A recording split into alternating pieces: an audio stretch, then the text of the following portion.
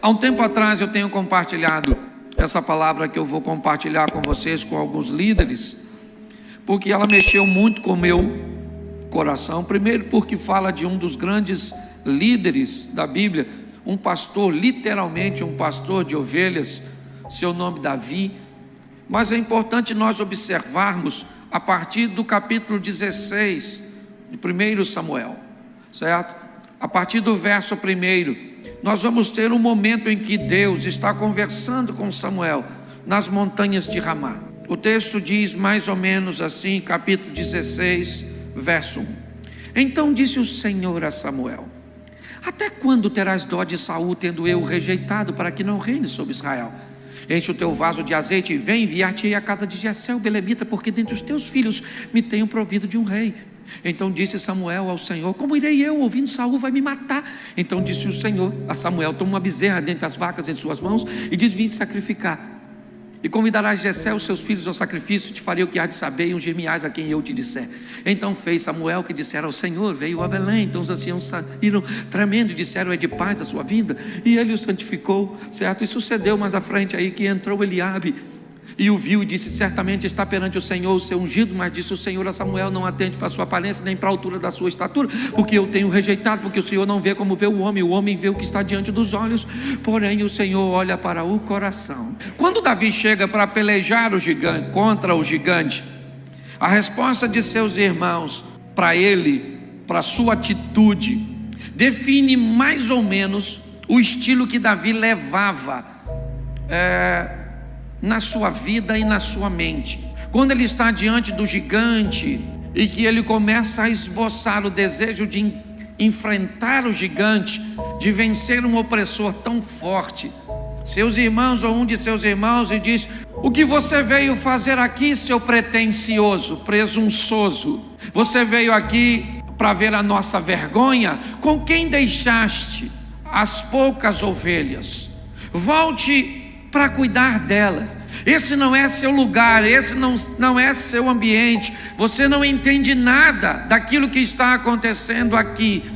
Quando os irmãos de Davi, pelo menos 3 deles, que militam no exército de Saul, definem a mente de Davi como alguém que costuma, ao longo da convivência, olhar para coisas grandes e ter o desejo de enfrentá-las, me parece que já havia no comportamento de Davi, e aquele não foi o primeiro momento, que ele era alguém que se destacava enfrentando o medo, se expondo em ambientes cujos quais parecia que ele seria vencido. Davi, na verdade, me revela algo muito importante: enquanto não couber na sua mente, não cabe na sua mão. Enquanto a sua mente não conseguir definir que é possível, as coisas não vão vir para você. Pessoas que só alcançam em suas mãos porque sua mente já recebeu a informação e já aceitou. Quando nós olhamos nos bastidores o comportamento desse rapaz, muitas vezes descrito lá na frente, o que ele já vivia lá atrás, nós vamos entender por que ele foi alguém tão bem sucedido. É importante entendermos que Davi não está na pauta aqui, pelo menos no que diz respeito à sua consciência, a conscientização dele. Deus está conversando com Samuel e dizendo para Samuel que escolheu alguém da casa de Jessé para substituir Saul. Deus escolhe Davi, não o avisa, não o dá satisfação, não entra nos pormenores, fala para os outros o que vai fazer com ele, e com ele mesmo não falou nada. Talvez você se identifique muito com isso. Talvez você seja ordenado por alguém que viu em você coisas que você sequer via quando estava executando uma tarefa aparentemente tão simples. Davi está vivendo seu mundo, apacentar as ovelhas, o filho mais novo de Jessé, e nesse momento Deus já está traçando coisas para ele, estabelecendo coisas que ele irá viver. Por que não seus irmãos? Por que José e não seus irmãos? Por que Abraão e não... Preste atenção, quando nós começamos a olhar essas pessoas que vivem coisas extraordinárias, você pode notar que elas são afastadas de ambientes físicos ou emocionais para vencerem. Abraão, eu vou fazer de você uma grande nação, mas não dá para você ficar vivendo com esses cabeça de bagre. Sai da sua terra e da sua parentela. José, eu vou fazer de você um grande governador. Por isso que ele sonha com sol e lua. Por que ele sonhou com sol e lua? Porque Gênesis 1, Deus cria o sol para governar o dia, a lua para governar a noite. Deus já está conversando sobre governo. Deus já está apontando para o futuro. Quando Deus vai traçar o que ele tem para Davi, o que ele está observando? Para seu coração, para sua mente. A mentalidade dele era diferente. Ele vivia no meio de seus irmãos, mas sua mente o diferenciava de seus irmãos. Então, é muito importante o que o Filipe falou hoje, essas conexões que você faz com gente que é forte em áreas que você é fraco, que é capacitado nas áreas que você é carente.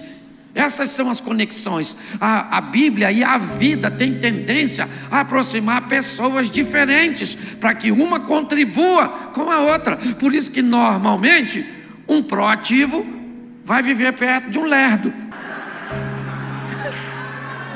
Por que é que um proativo vive perto de um lerdo? Porque o proativo diz assim: vambora, gente, vambora, já era para estar lá. E o lerdo fala assim: calma, o mundo vai acabar hoje não. Você está entendendo? Então, qual é a missão da vida? É mandar uma mensagem para o lerdo e para o proativo. O lerdo ensina para o proativo que tem que desacelerar, senão morre. É a batida do coração: estresse, descansa, estresse, descansa, estresse, certo? Mas a vida está mandando uma mensagem para o lerdo: acelera, vamos dar uma acelerada. Sabe qual é o grande problema de pastores? Pelo menos eu só sou pastor há 10 anos, né? Fui consagrado na Igreja Batista, pastoreei quase 2 anos aqui na Barra, depois fui para Xerém. Pastor é muito fantasmagórico. Todas as vezes que Deus manda para o ministério dele alguém que é forte numa área que ele é fraco, ele acha que está chegando um traidor.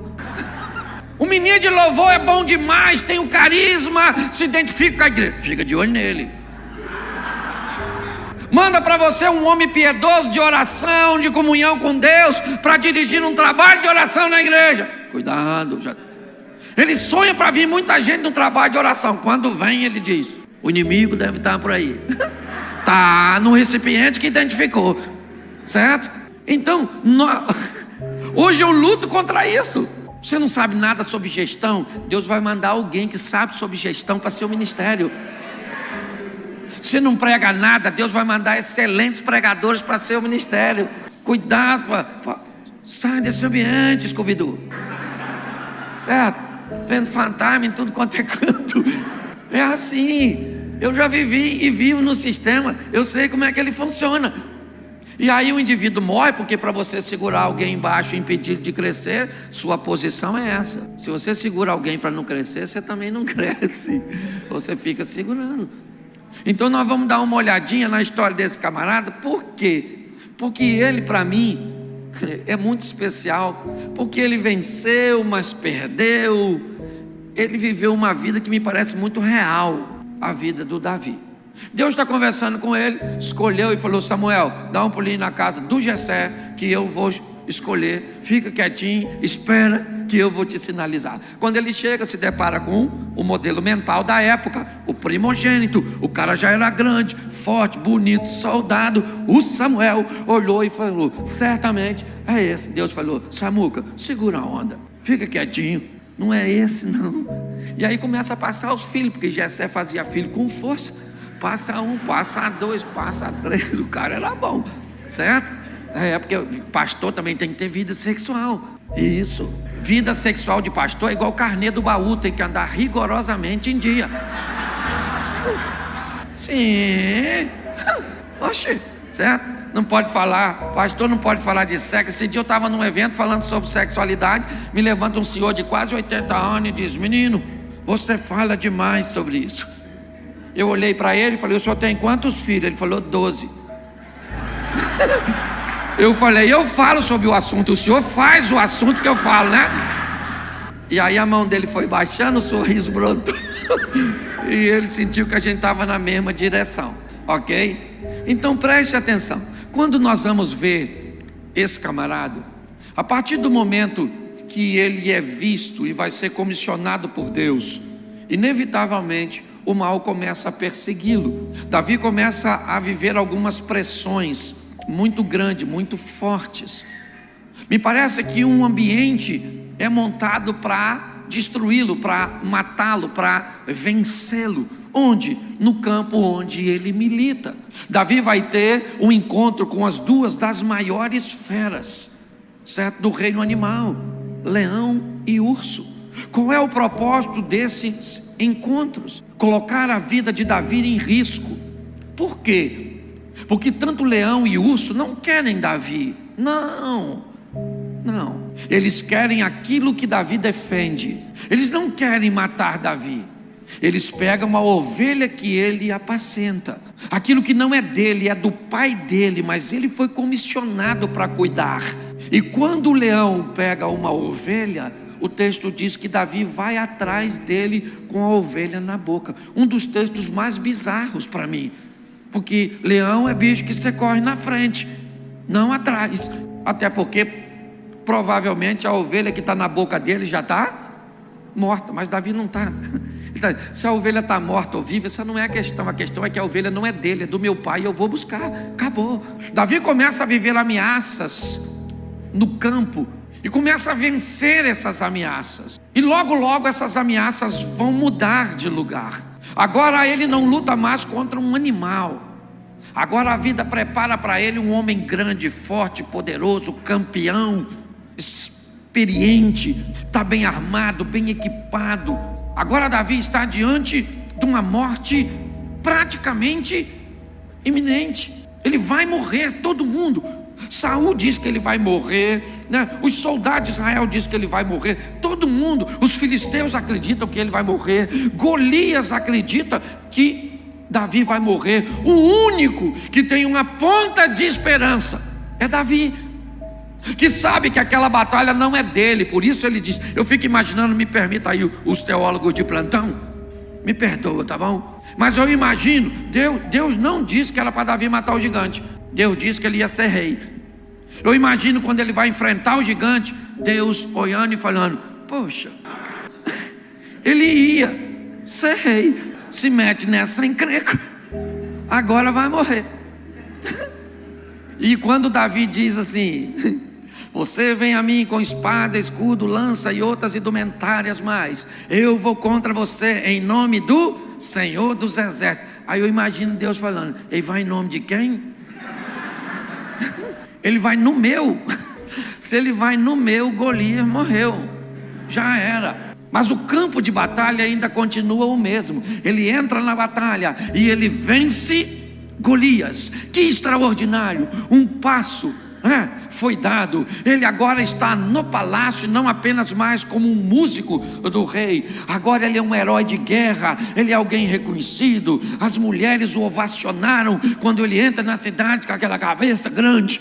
Mas agora um pastor não gosta muito dele, o Saul olhou e disse, esse cara está complicando minha gestão, chamando mais atenção do que eu. E agora Davi vai se defender do rei. Nota que é um inimigo, só vai crescendo, isso parece um videogame. Agora ele começa enfrentando um animal, leão e urso, ok? Ele depois enfrenta o gigante. Agora ele é obrigado a fugir de Saul. Tem a oportunidade de matá-lo e não mata. Davi está vivendo um momento extraordinário, mas ali o mal já descobriu que não vence ele. Ali o mal já descobriu que naquele campo de batalha não vai vencer. Enfrentou leão, enfrentou urso, enfrentou gigante, enfrentou o rei, teve a oportunidade de matá-lo. Entre o trono e Davi, a distância se chamava Saul, mas ele não mata. Não vou mexer com ele. O Deus que me colocou aqui vai me levar onde ele tem que me levar, eu só preciso obedecer. Mas o mal, o diabo, a turma que conversou com Eva lá, testando o conhecimento dela, fazendo pergunta cuja qual o mal já sabia a resposta, mas queria saber o quanto Eva tinha noção da verdade, porque é de acordo com a dimensão que você tem da verdade que o mal descobre o quanto precisa de dispensar de mentira para enganar você, que agora o campo de batalha vai mudar. E Davi não é capaz de enxergar. A sutileza, ela é tão grande que Davi não nota quando as coisas mudam, quando as coisas começam a tomar uma nova dimensão. Vai lá para o segundo livro do profeta Samuel, dá um pulinho lá. Segundo livro do profeta Samuel, capítulo de número 11. A guerra mudou, o campo de batalha mudou. O mal estudou Davi um bom tempo, decidindo como iria derrotá-lo, e descobriu que não ia ser inveja, não ia ser medo, não ia ser gigante, não ia ser nada disso. Então no capítulo 11 diz assim, o texto estava aqui? Não, pode deixar, é porque a minha tradução é um pouco diferente. No tempo em que os reis saíam à guerra, Davi mandou Joabe, os seus oficiais do exército, atacar os inimigos, e eles venceram os amonitas, cercaram a cidade de Rabá, mas Davi ficou em Jerusalém. Eu não sei por que motivo Davi fica em Jerusalém.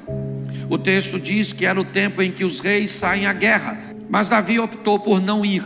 Se era para um rei estar no campo de batalha, se é para um rei estar lutando, pelejando, não fazia sentido. Me parece que é a primeira vez que nós vemos Davi no palácio, num ambiente de guerra.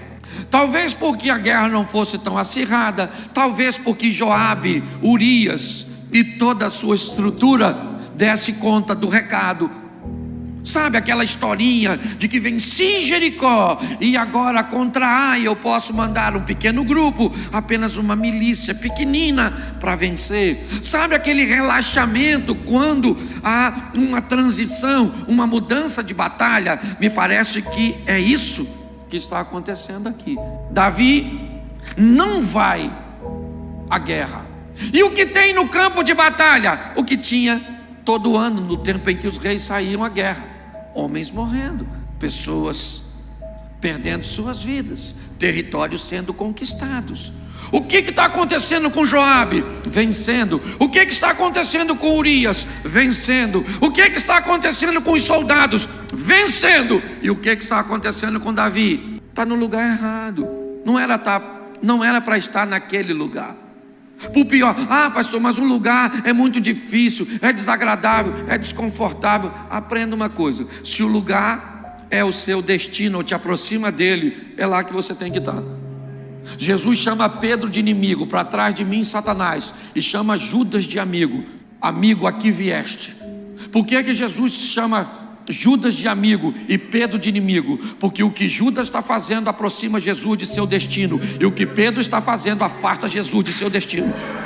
Se é bom ou ruim não interessa, se aproxima você daquilo que Deus tem para você, é bom. É assim que funciona. Quando nós olhamos para isso, é isso que nós estamos vendo. Ele está no lugar que não deve. E quando você está no lugar que não deve, com pessoas que não devem, com literaturas que não devem, inevitavelmente você vai viver o que não deve. Não era aquilo. Para mim tem muita coisa que não deveria acontecer. Ninguém vai me convencer que Deus queria que Sansão morresse daquele jeito, humilhado, empurrando o moinho. Ninguém me convence. Só morreu desse jeito porque fez o que não devia. Para mim a escravidão no Egito, a libertação deles é outra coisa.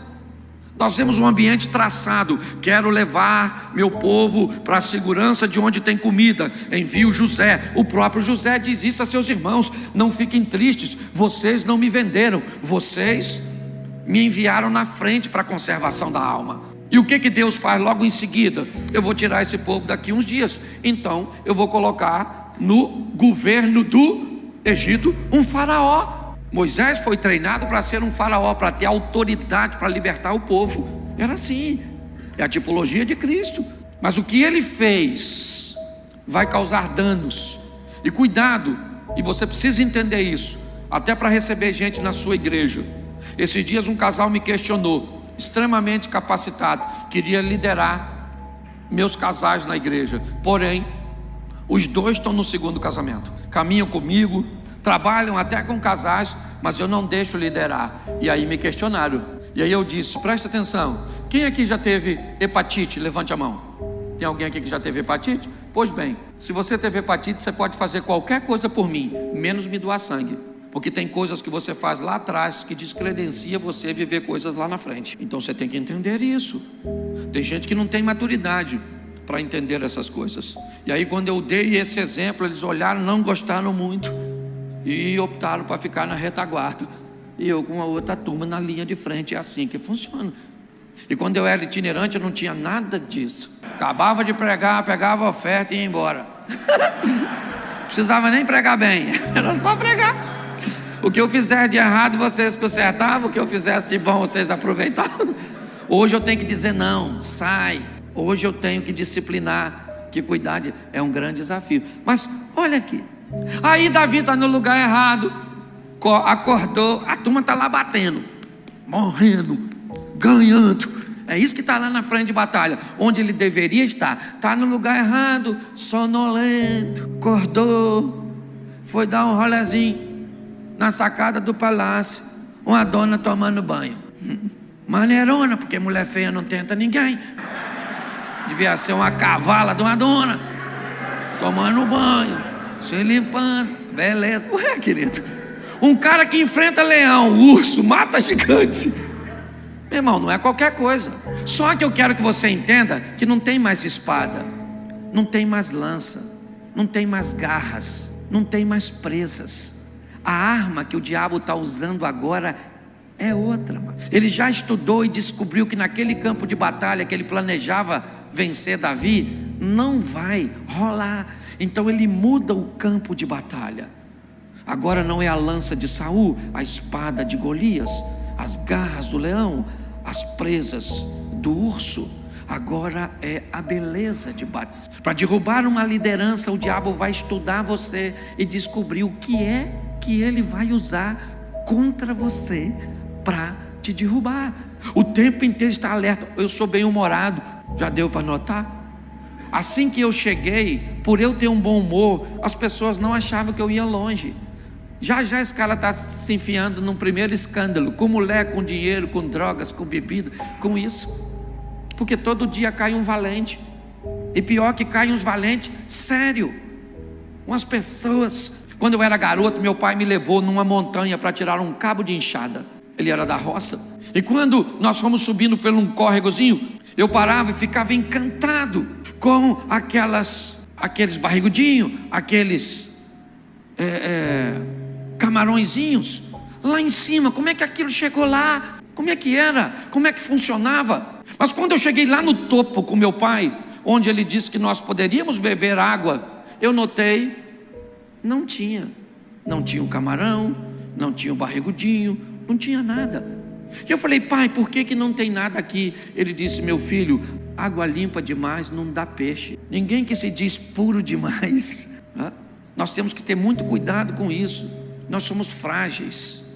E o diabo vai estudar você para descobrir uma maneira de te derrubar. Agora Batseba está nua e Davi pede um dos seus. Eu acho interessante porque Natan não está lá, Samuel não está lá, porque eu duvido que ele ia falar para Samuel. Aí Samuel, chega aí. Pô, cara, vi uma mulher tomando banho lá, gostosona. Vai lá saber quem é. Natan, chega aí. Tô afinzão de pegar a mulher do Urias. Falaria não? Sim ou não? Então quando você tiver tentação, traz para perto de você gente que tem moral para dizer para você o que ninguém tem. Você está entendendo? É assim que funciona. Você tem que ter gente que diz para você o que ninguém tem coragem de dizer. Às vezes eu prego na igreja, saio do púlpito, as pessoas, pastor, que mensagem extraordinária. Aí eu entro no carro e vou embora com Natan, minha esposa. Aí ela olha para mim e fala aqui, lá onde eu fiz? Hoje foi ruim demais, hein? Vê se ora mais na próxima. Você tem que ter gente que tem que falar para você, essa roupa não está legal, essa postura não está legal, esse vocabulário não está legal, essa atitude sua não está legal. Mas nesse momento ele não tem ninguém aqui para falar isso. Ou melhor, não chama lá um cupicha dele. Ele fala aí, mano, dá um pulinho lá e vê quem é aquela dona que está tomando banho. Aí o cara foi lá, voltou e falou: maneira mesmo, hein? Ela é Batseba, a mulher de Urias, que está lá na frente de batalha, onde você também deveria estar. Sabe por que às vezes você não tem coisas que outras pessoas têm? Às vezes porque não é seu dom, mas às vezes é porque você não paga o preço para ter. Ah, não prego. A ver por quê? Porque não ora, porque não lê, porque não treina. Você acha que todo pregador bom começou sendo bom? Claro que não, pregava ruim mesmo. Cláudio, como é que você começou? Pregando mensagem dos outros. Eu já sabia que era boa. Qual é o ápice da criatividade? Copiar sem citar a fonte. Eu aprendi uma coisa: se você pegar a mensagem de uma pessoa e pregar, todo mundo vai identificar e vai falar que você plagiou. Se você escolher 5 mensagens, misturar tudo e pregar, alguém vai falar assim: você é um pesquisador, uma pesquisadora. Você entende? Você está rindo, mas o assunto é sério. Estou abrindo meu coração. Olha só. Mas ele agora se deita com Batseba. Se deitou com a Batseba, pegou a dona. Aí tá bom. Foi embora. Batseba foi para casa. Não sei se foi uma, 2 vezes. Também não gosto de fazer fogo. Certo? Sei que pegou, pronto. O tempo passou, Batseba mandou um recado para Davi, provavelmente pelo mesmo cara que foi chamá-la. Avisa lá que deu ruim. Eu tô grávida, meu marido tá na frente de batalha. A hora que aparecer a barriga sem meu marido, eu vou ser apedrejada. Avisa lá o rei. Alguém foi lá e falou: oi, Davi, aquele negócio aí que você fez deu ruim. Ele falou: deixa comigo que eu resolvo. Mandou uma carta para Joabe, falou: Joabe, manda Urias aqui que eu estou a fim de saber o que está acontecendo aí. Urias chegou. Davi falou: e aí, como é que está a batalha? Ele falou: o negócio está tranquilo lá, estamos ganhando, fica tranquilo. Davi falou: vai para sua casa então, e deita com a sua mulher lá rapidinho, eu te mando para frente de batalha, bota o filho na sua conta e está tudo certo. O cara é servo de Deus. Gente, se você pensa que servo de Deus, se enfiar num buraco não vai ter problema. O cara agora ficou dissimulado. Urias falou: não vou não, a arca da aliança está aí, pô. Não deve nem fazer sexo nesse período. E o rei fez, com a mulher dos outros. Pois é. Aí o rei falou, aí avisaram o rei, falou: foi para casa não, dormiu aí, ó. Sério? Então eu vou fazer uma festinha aqui, vou encher ele de manguaça, e aí ele vai para casa. Ele não precisa nem fazer nada, só entrar em casa, não vai lembrar mesmo porque está muito bêbado. Bota na conta dele. Urias não foi para casa, dormiu na praça, coisa de sertanejo, certo? Davi falou: não tem jeito, eu sou obrigado a mandar matar esse cara. Escreve uma carta, manda pela mão de Urias. Mas até aí está tudo bem, gente. Até aí está tudo certo. O problema é o capítulo 12. Quando eu vou ler o capítulo 12, tem alguma coisa que me intriga. Porque no capítulo 11, Davi está na sacada, chama um dos seus homens de confiança, traz Batseba, Urias está envolvido. E para mim eram apenas esses personagens. Mas quando eu olho para o capítulo 12, o texto diz assim no verso 1: o Senhor Deus mandou o profeta Natã a falar com Davi, e Natã disse: havia 2 homens que viviam na mesma cidade, um era rico e o outro pobre. Já deu para identificar que o rico era Davi e que o pobre era Urias. O rico possuía muito gado e ovelhas, enquanto o pobre tinha apenas uma ovelha. Já deu para entender que o gado e as ovelhas do homem rico são as esposas que Davi tem. Todo o harém que ele herdou de Saul, Mical, filha de Saul, Abigail, esposa do falecido Nabal, e que a única ovelhinha é Batseba, a mulher de Urias. Certo dia, um visitante chegou na casa do homem rico. Bom, o homem rico é Davi. E chegou um visitante na casa do homem rico. Eu nunca vi esse visitante na casa do homem rico. No capítulo 11, Davi está sozinho na sacada. Tá bom. Mas Natã diz que chegou à casa do homem rico um visitante. E este não quis matar um dos seus próprios animais para preparar a refeição para o visitante ou para o viajante. Em vez disso, ele pegou a ovelha do homem pobre, matou e preparou uma refeição para o seu hóspede. Preste atenção, aqui está o desfecho dessa história. Davi aparentemente sozinho, quando Natã diz que chega um visitante na casa dele. Esse visitante fez Davi olhar para Batseba tomando banho. automaticamente acendeu-se em Davi um desejo sexual. Até aí tudo bem, ele é homem, se deparou com uma mulher nua, a visão entrou e aguçou, certo? Um desejo que ele tinha. Quem é o visitante, pastor? Para identificá-lo, nós precisamos dar um pulinho no livro de Jó. De onde você vem, Satanás? Eu venho viajando, rodeando a terra, buscando uma casa, uma empresa, uma mente, uma família, um casamento, que me receba, que me escute, que me ouça e que me atenda. Bom, se ele tem desejo sexual, até aí tudo bem, viu uma mulher tomando banho, deu desejo, beleza, está tudo tranquilo. O que ele faz? Chama uma de suas esposas, se deita com ela e satisfaz um desejo que ele tem. Sim ou não? Sim. Porém o texto diz que ele não pega um dos seus próprios animais, ele pega a ovelha do vizinho, porque ela não é para ele, ela é para o visitante. Davi não se deita com a sua esposa, porque se ele se deita com a sua esposa, não é pecado, e pecado não alimentaria o visitante que chegou. Se ele faz sexo com sua esposa, prazeroso, limpo, satisfatório, santo, com presença de anjo, fortalecendo, o que isso seria? Comida para Deus, santidade, obediência, amor, respeito, certo? Fidelidade. Mas como não é para alimentar a Deus nem a Davi, é para alimentar o diabo, Satanás, o pecado, então não serve a sua esposa, tem que ser a esposa do outro. Não serve o dinheiro que é lícito, tem que ser o dinheiro ilícito. Não serve a verdade, tem que ser a mentira. Preste atenção onde ele está enfiado. Nesse momento, onde ele está na tanta registrando, relatando a presença de alguém que não é visto pelos olhos físicos, humanos. O que ele está narrando é a presença do mundo espiritual, que descobriu que não ganha Davi com garras de urso, com presas de leão, com espada de gigante, com lança de reis, mas que se mudar no ambiente de batalha, pode ter êxito, pode ter sucesso contra o pastor, contra o servo de Deus, contra um líder, contra a moral, contra denegrir a moral daquele que está, ou do nome daquele que está sobre ele. Quando Davi escuta isso, ele fica indignado. Ele diz: isso não pode ser um absurdo, é um assinte, isso é um problema. E aí Natan diz: mas espera aí, esse cara é você, esse indivíduo é você, Davi. Você pegou a mulher de Urias, matou o cara, achou que ninguém estava vendo. E preste atenção, o que Deus reclama aqui são duas coisas. Primeiro, a primeira coisa que Deus diz: ingratidão. O que me machuca, Davi, é eu ter tirado você de trás das ovelhas, dei a você notoriedade, dei a você todas as mulheres o harém, e se isso ainda fosse pouco, falasse comigo que eu te dava mais. Não tinha necessidade.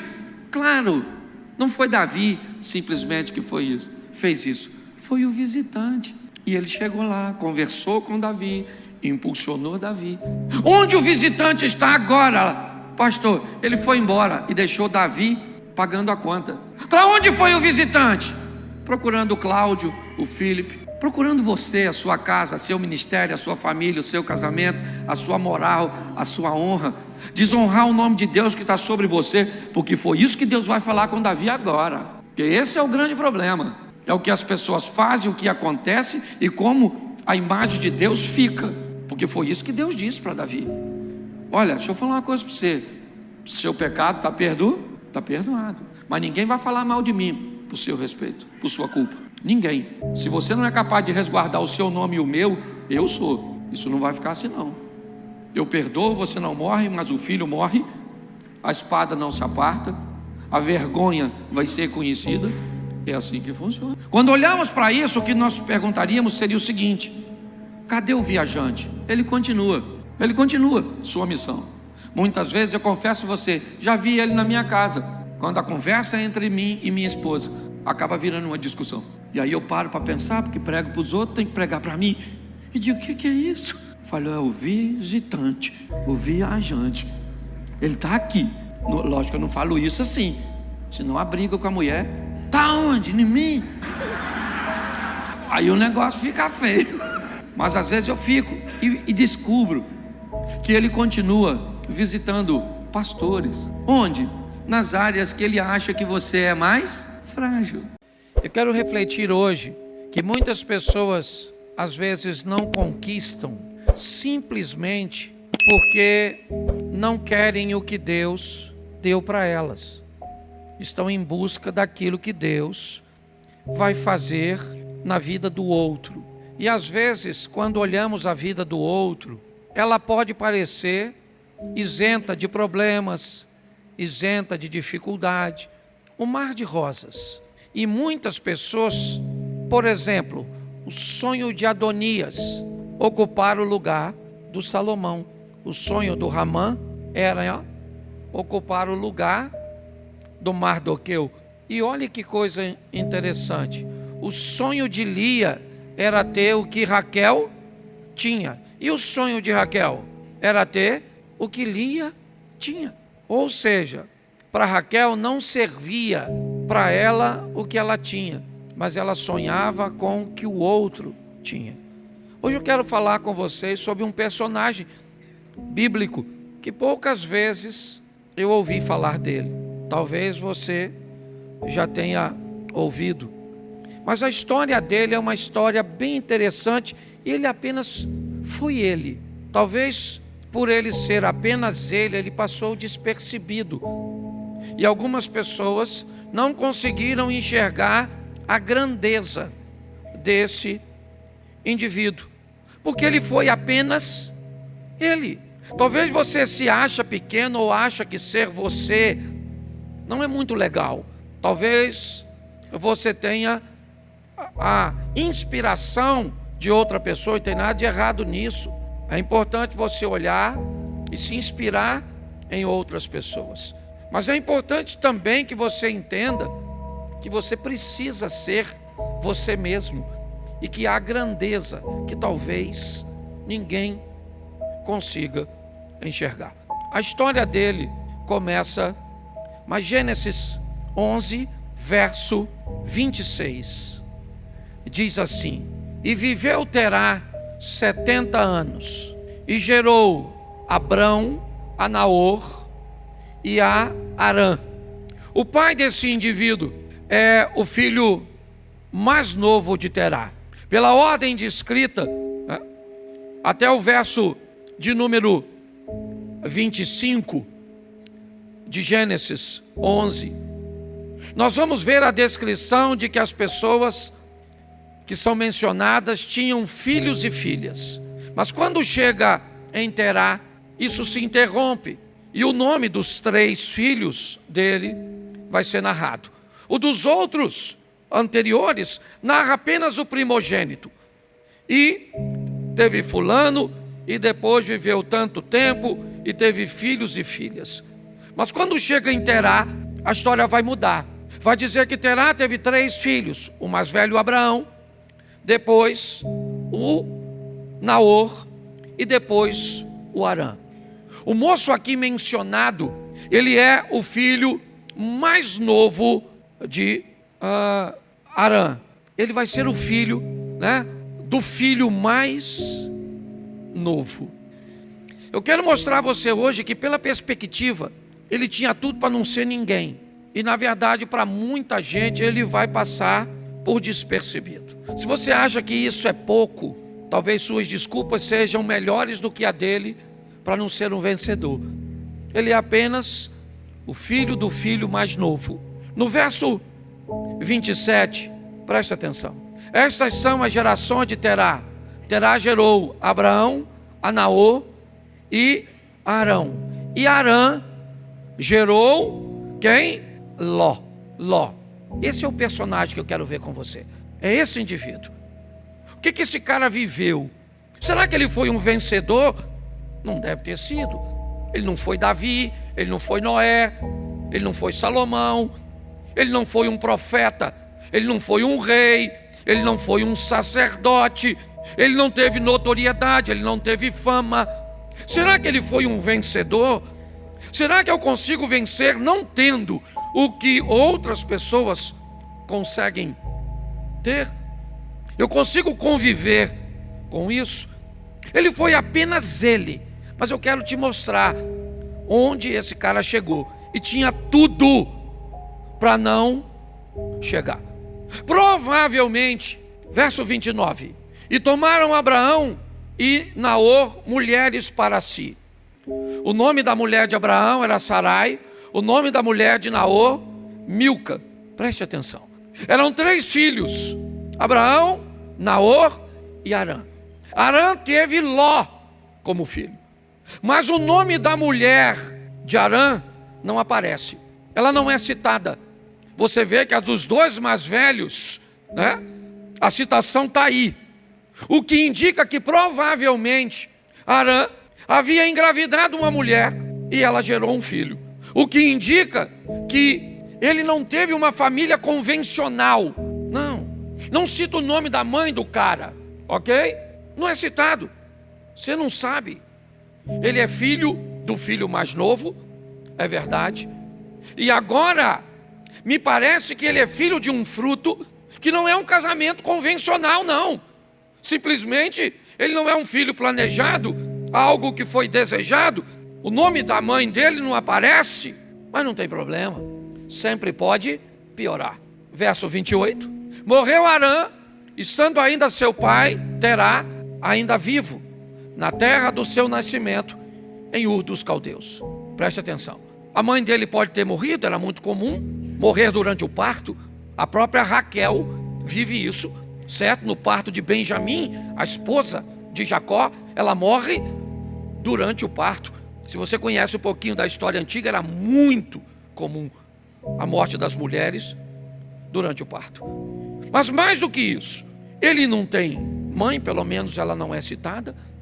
E agora também ele fica sem pai. Se ele tinha uma mãe, ela não é mencionada, não é contada. Se ele tinha um pai, ou tinha, ele acaba de morrer, está aí. Morreu Harã, seu pai, certo? O Tera ainda estava vivo quando Harã morre e ele fica sem pai, ele fica sem mãe, mas a vida vai ter que dar um jeito. Verso 31. Tomou Tera Abraão, seu filho, e a Ló, filho de Harã, filho de seu filho. Bom, agora ele é adotado pelo avô. Isso. Com a morte de Harã, o avô então se vê responsável de adotar aquele rapaz que provavelmente não vai ter muito futuro. É muita tragédia para o indivíduo só. Se não bastasse ser filho do mais novo, não ter uma posição e hierarquia no clã tão alta, tão sustentável, apesar de ter uma mãe ou ser um fruto de um relacionamento que não era dos melhores, dos mais convencionais, ele agora perde o pai, mas o avô, pelo menos alguém para fazer alguma coisa, certo?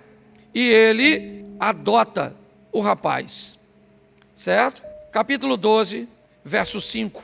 Tomou Abraão a Sarai, sua mulher, e a Ló, filho do seu irmão. Agora o Terá morreu. O avô agora morre. Acabou. Agora o vovozinho não está mais lá. Então o tio mais velho, porque o mais novo, o do meio nem foi, Naor ficou, certo? Em Ur. Mas agora Abraão assume a criação e o cuidado daquele rapaz. Quem é aquele rapaz? Ele não é ninguém, ele não é nada. Ele está passando de mão em mão. Essa é a grande verdade. Cadê seu pai? Morreu. Morreu quando? Morreu antes de vovô. Mas aí vovô me adotou e cadê vovô? Também morreu. E sua mãe? Eu não sei. Então é muita desculpa que ele tem para justificar o fracasso dele. Você quer desculpa? Tá bom. Você vai ter muitas.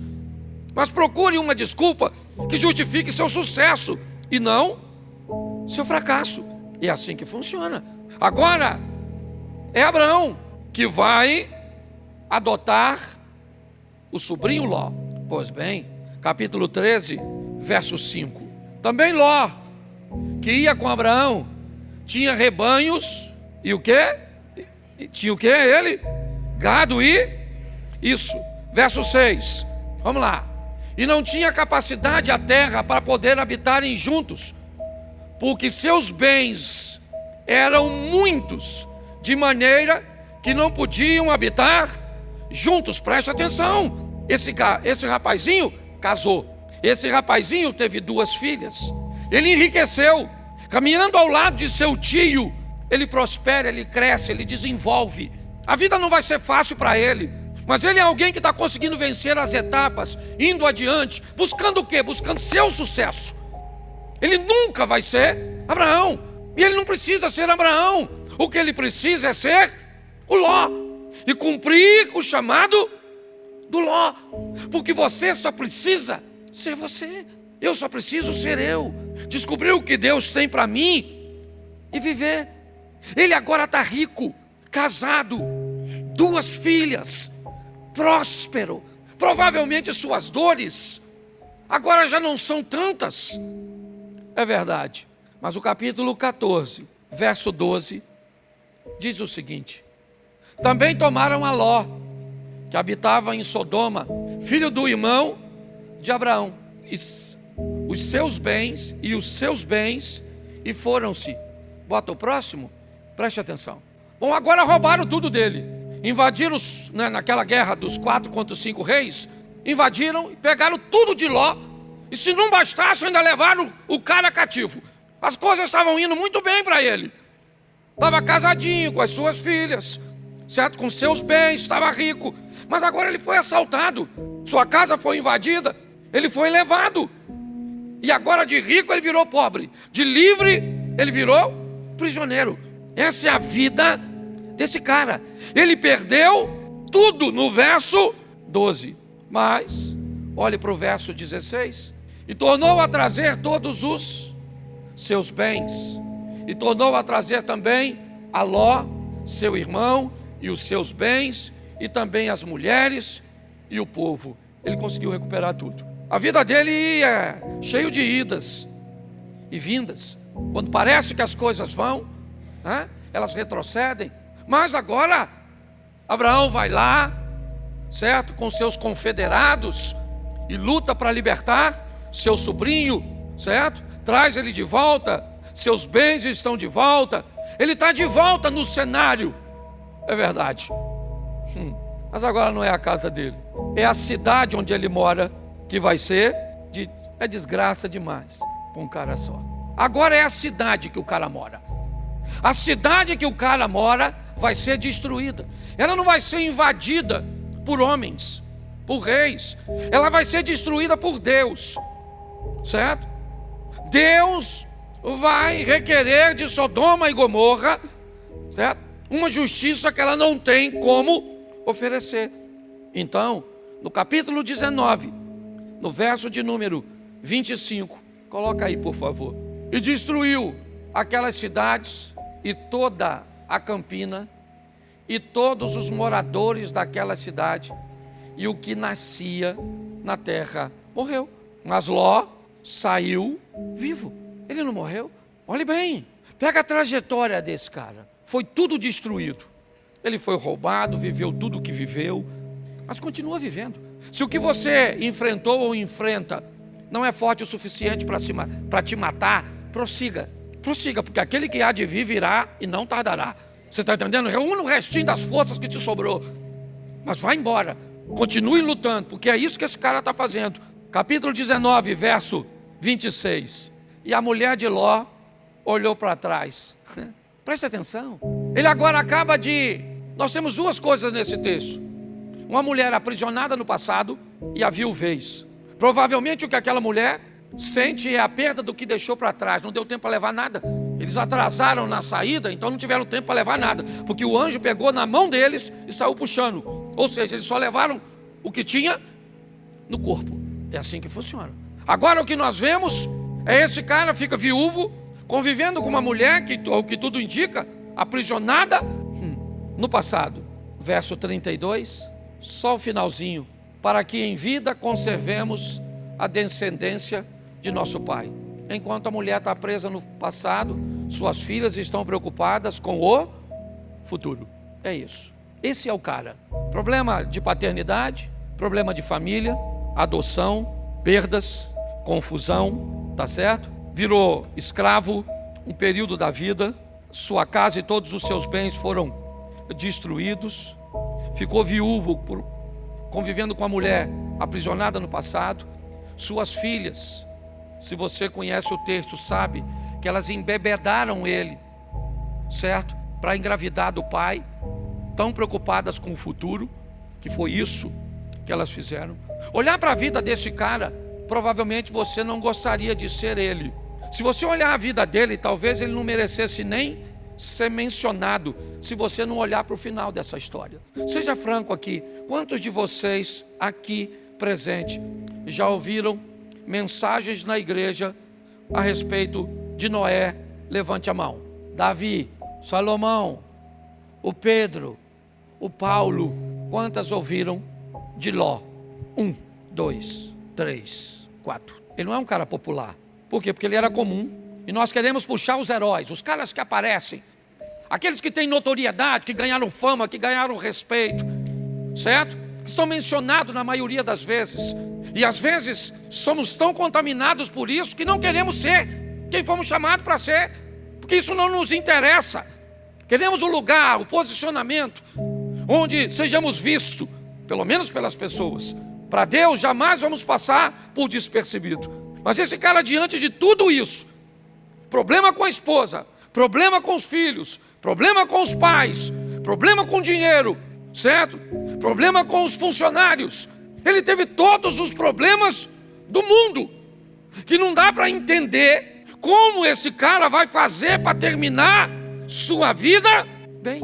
Aliás, não se tem a consideração de dizer quando ele morreu.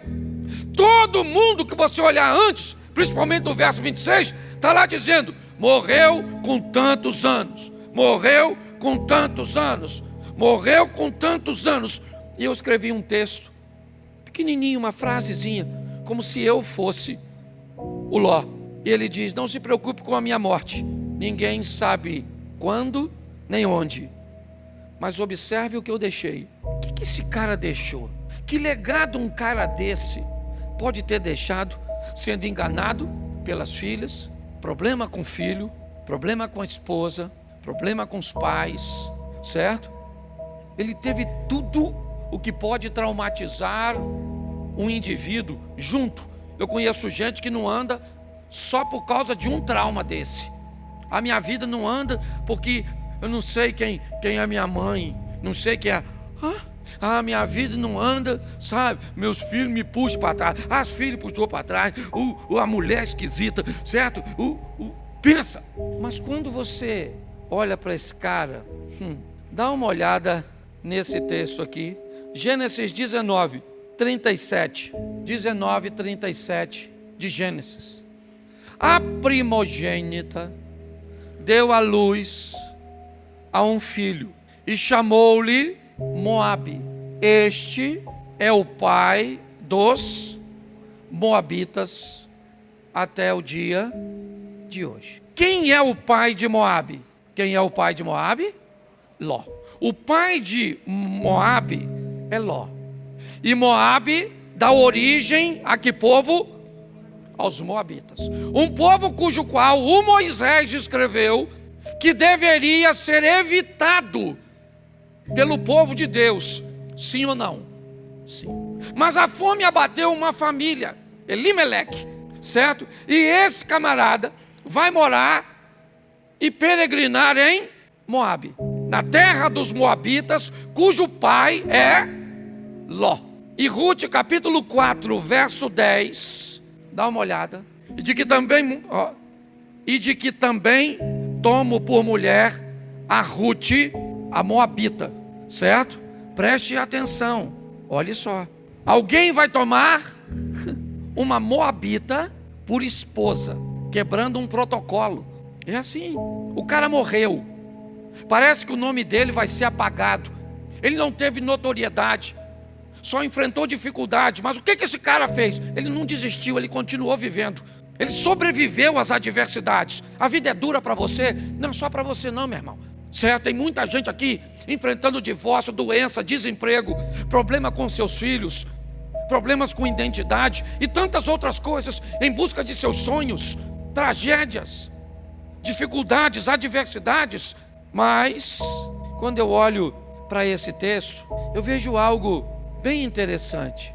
Mateus, capítulo 1, verso 5. Salmão gerou de Raabe a Boaz. Boaz gerou de Ruth a Obed. Obed gerou Jessé gerou o rei Davi.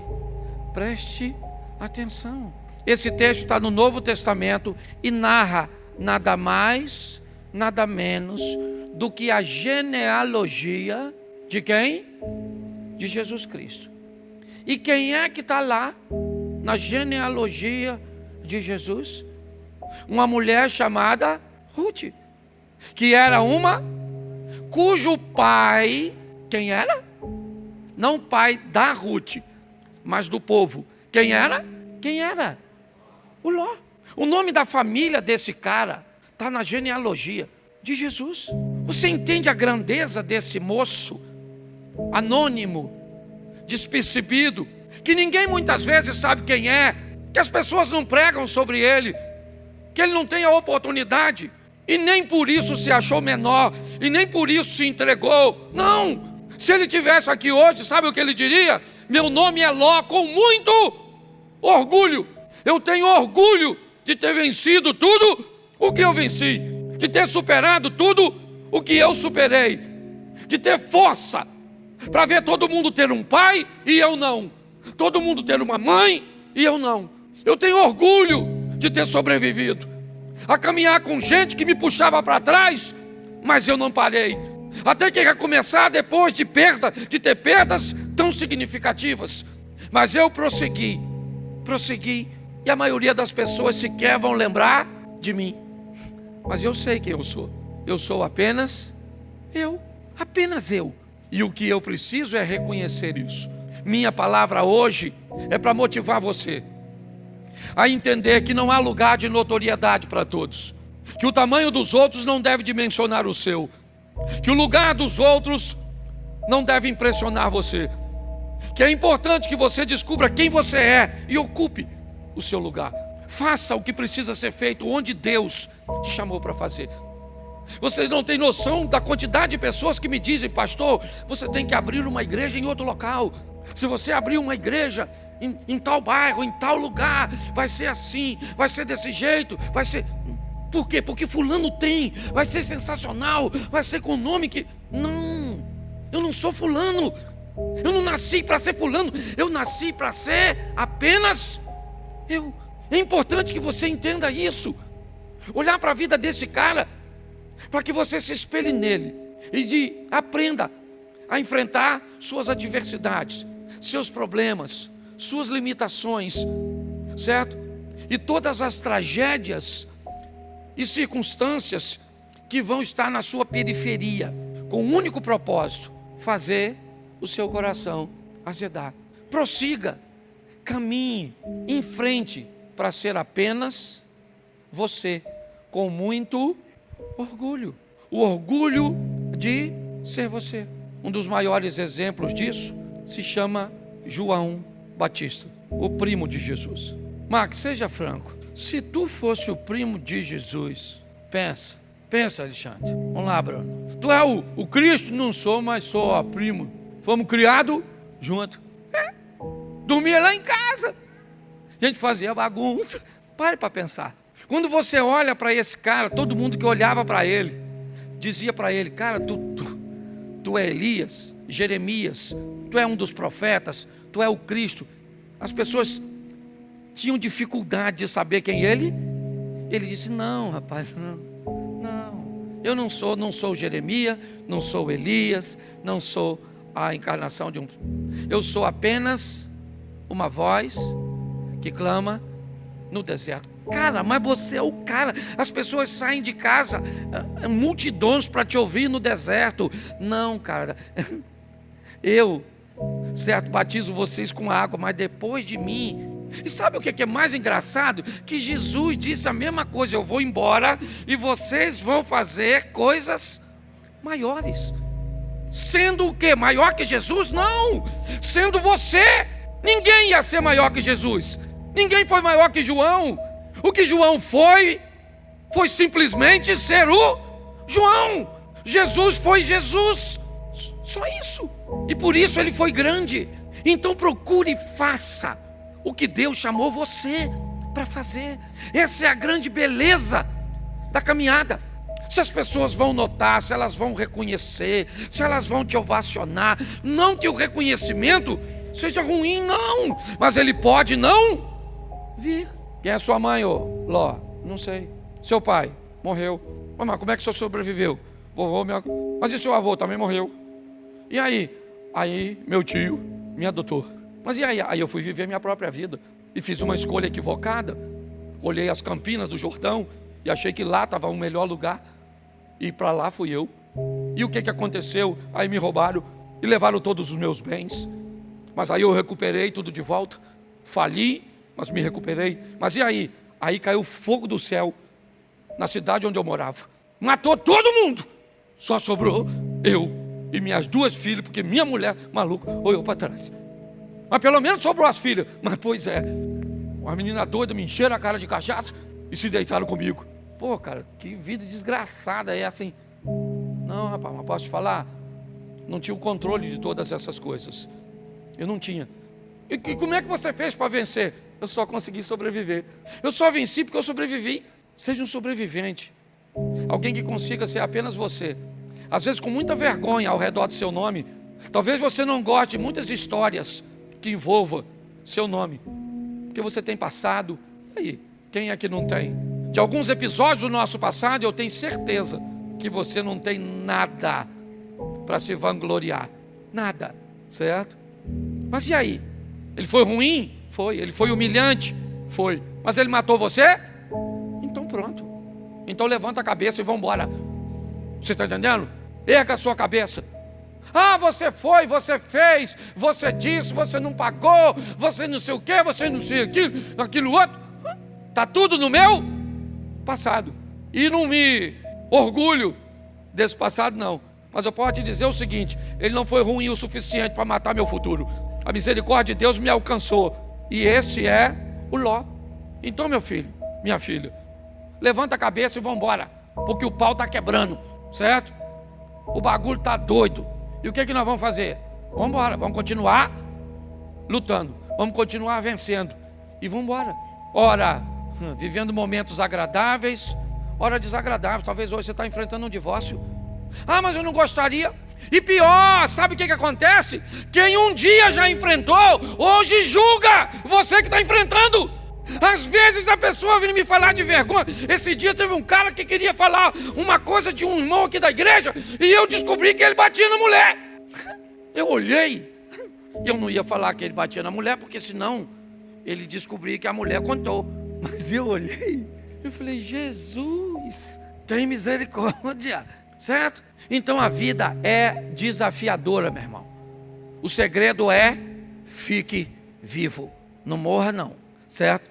Permaneça. Seja apenas você, com muito orgulho. E deixe alguma coisa para as próximas gerações. Porque com essa bagunçada toda, quem é que ficou? Eu lembro, hoje eu posso falar de meu pai, que Deus o tenha. E eu termino aqui falando dele. Quando estava vivo não falava não, porque eu respeitava ele.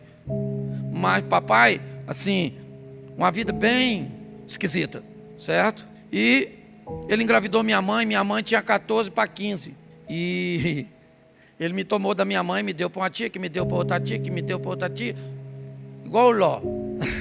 Pensa, foi uma vida bem difícil. Difícil mesmo. Eu já contei isso aqui, eu era louco para ter um short, lembra? Adidas. Como a minha tia não tinha condições. E aí eu fui na feira e vi. Porque quando você quer algo, você enxerga o que não está, o que não é. E aí eu olhei e tinha um short Adidas, azulzinho, clarinho, Geraldinho. Bonitinho, lisinho assim, Adidas. E eu voltei e pedi a minha tia, mas era assim hoje, assim, o short devia ser uns R$30. Pô, não enchia a paciência da minha tia e do meu tio para me dar os 30. A feira, sabe onde era essa feira que é aqui, ó? Os mais antigos aqui em Xerém, era lá em frente à sua padaria lá, Reinaldo. Lá nos blocos. E fui eu para lá a pé. Morava ali na Praça da Mantiqueira. Menino, vi aquele short azulzinho. Mas eu comprei uma, pensa na felicidade que eu voltei.